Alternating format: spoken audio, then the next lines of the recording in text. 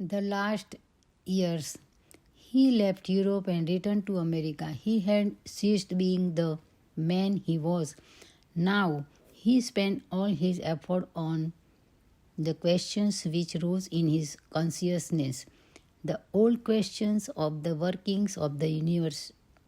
Over and over, he pondered the qualities of justice, the meaning of cruelty and injustice, the spirit that illuminated a man's life.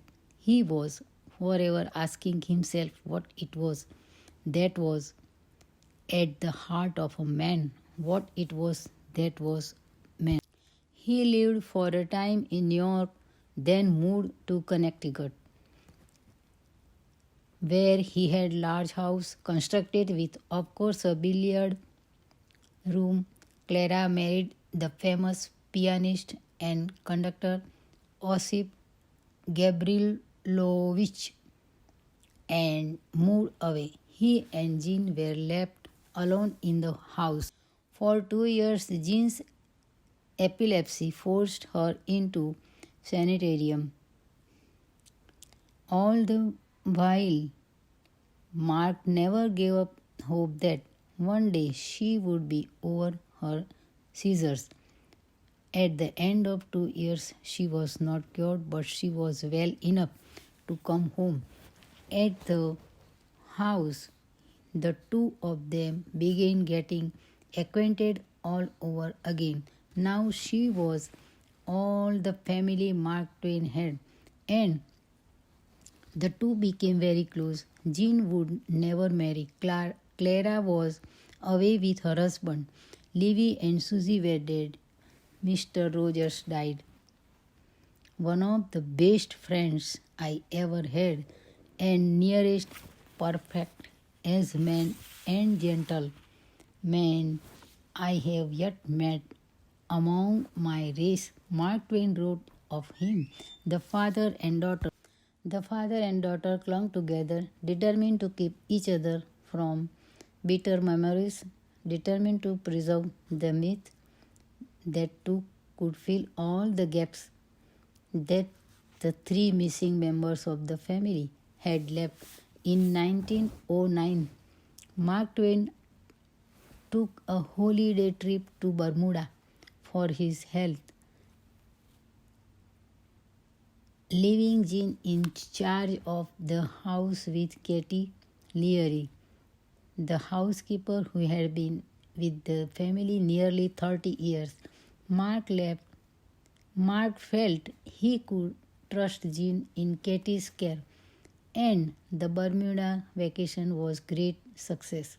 He returned just before Christmas in high spirits. Jean was waiting for him on the dock, as were many newspaper reporters. Mark Twain was so famous now that whatever he did was news. Jean was arranging a Christmas surprise for her father, and she begged him not to peek into the loggia where she had stored the gifts. The night he arrived home, the two played cards, and Jean tried to teach him a new game she called Mark Twain. When she left the room, he could not help stealing a look where the presents were concealed. The loggia floor was clothed with rugs and furnished with chairs and sofas, and the uncompleted surprise was there in the form of Christmas tree. He remembered that was drenched with a silver film in a most wonderful way, and on a table was a prodigal profusion of bright things which she was going to hang. The day before Christmas Eve, Jean and her father were very close. They had a festive dinner, Jean laughing and chatting about the coming Christmas surprise, never guessing that her father had cheated and looked. The two strolled from the dinner table, hand in hand, and went into the library, where They continued their conversation until 9, so happy to be with one another after their absence that they did not want to break apart, even though Jean had last minute Christmas preparations to finish. Mark told his daughter that he had never seen her looks as well or the house in such splendid order. He felt that she was almost well and that if she continued in such good spirits, he might turn he might return to Bermuda in February. Jean said if he would wait another month, she would go with him. They shook hands, sealing the bargain. Finally, reluctantly, Jean got up, her dog following her to the door. To Mark Twain, he looked like a wolf, but the animal was gentle and kind and followed Jean everywhere. The dog had been raised in Germany and could understand no English. Jean, who was good at languages, always spoke to him in German. Now she said something softly to the dog. Then, turning to her father, she said, I can't kiss you. Good night, father. I have a cold and you could catch it. Mark Twain bent and kissed her hand. Impulsively moved by his gesture of affection, she seized his hand and kissed it. In return, sleep well, dear, she cried and went to her room. Jean had the habit of leaving the house around 7:30 in the morning and riding horseback to the station for the mail. When she returned, she sorted the mail and worked on those letters that she answered for her father. She was conscientious secretary, even fishing letters out of the waste papers to answer. She said that if people cared enough to write, they deserved an answer. When she had finished her correspondence, she again rode back to town to post the mail. Then she spent the day supervising the farm. Sometimes in the evening, she would play billiards with her father. In spite of her malady, she was active and energetic. At 7:30 the morning in Christmas Eve, Mark Twain awoke to the sound of voices in the hall. He thought it was Jean setting out for the mail. He smiled to himself, happy to be home for Christmas. He heard the door open and said to himself that Jean was going to come in to kiss him. Good morning. No one else, he knew, would enter without knocking. Katie Leary, the housekeeper, stood in the doorway. She was white and shaking. Miss Jean is dead, she cried. Jean had had a convulsion in her bath, followed by a heart attack. She had died without a cry. All that day, Mark Twain wondered about the house. All that day, Mark Twain wondered about the house. One phrase in his mind, Jean is dead. The dog, too, seemed to know what had happened. He slunk about lost and dismayed. In the middle of the day, Mark Twain went again to see the Christmas decorations that Jean had been working on. Such a turmoil of Christmas presents for servants and friends. He wrote in the last chapter of his autobiography, they are everywhere, tables, chairs, sofas, the floor. Everything is occupied and overoccupied. It is many and many a years since I have seen the like. In that ancient day, Mrs. Clemens and I used to softly into the nursery at midnight on Christmas Eve and looked the array of presents over. The children were little then, and now here is Jean's parlor looking just as that nursery used to look.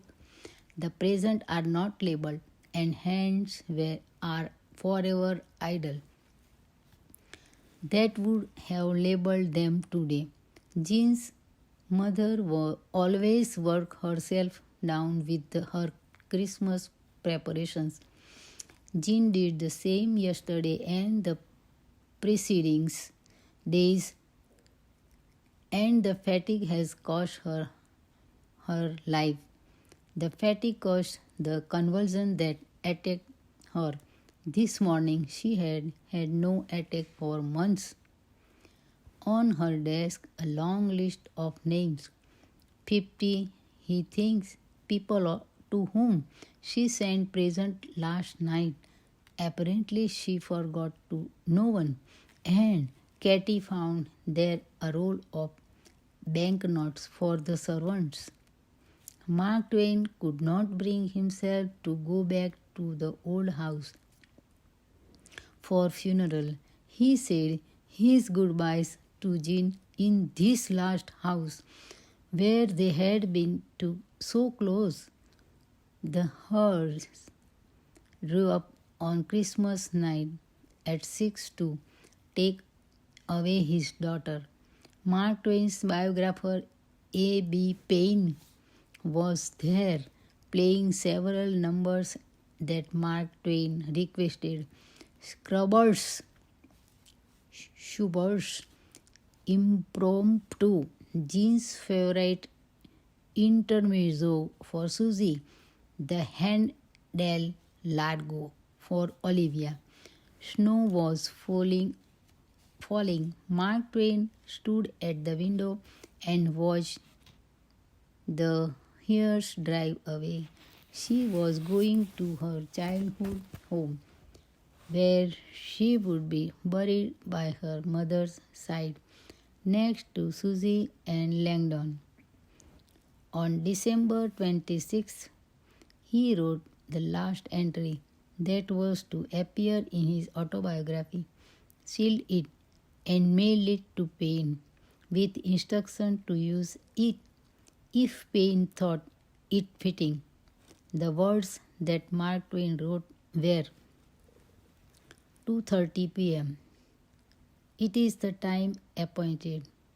Their funeral has begun. 400 miles away, but I can see it all just as if I were there. The scene is the library in the Langdon homestead. Jean's coffin stands where her mother and I stood 40 years ago, and were married, and where Susie's coffin stood 13 years ago, where her mother's stood 5 years and a half ago, and where mine will stand after a little time. 5 o'clock. It is all over. When Clara went away 2 weeks ago to live in Europe, it was hard about I could bear it, for I had Jean left. I said we would be a family. We said we would be close comrades and happy. Just we two. That fair dream was in my mind when Jean met me at the steamer last Monday. It was in my mind when she received me at the door last Thursday evening. We were together. We were a family. The dream had come true. Oh, preciously true. Contentedly true. Satisfyingly true. And remained true 2 whole days. And now Jean is in her grave. in the grave, if I can believe it. God raised her sweet spirit. Those were the last words that Mark Twain wrote for publication. 4 months later, on April 21, 1910, Mark Twain finished the last chapter of his life. The man was dead. Now the legend began to live.